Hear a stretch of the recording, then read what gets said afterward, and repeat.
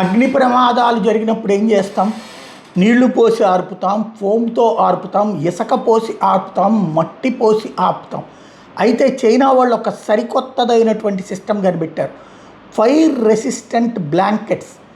1000 డిగ్రీల సెల్సియస్ ఉష్ణోగ్రతల్లో వచ్చేటటువంటి మంటని సైతం ఆపగలిగినటువంటిదట. ఇది ఇదిగో ఈ తరహా అన్నమాట వాళ్ళు తీసుకొచ్చినటువంటిది. మంటలు మీదకి తీసుకొచ్చి ఆ బ్లాంకెట్ పెడితే మంటలు ఆటోమేటిక్గా ఆరిపోయేటటువంటి పరిస్థితి. దీన్ని తాజాగా టెస్ట్ చేసి చూపించింది ప్రపంచానికి.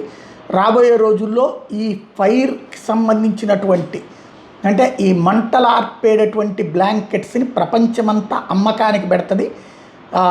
తద్వారా ఫైర్ డిపార్ట్మెంట్ వాళ్ళు కూడా ఇక ఇవి కొనాల్సి వస్తుందేమో.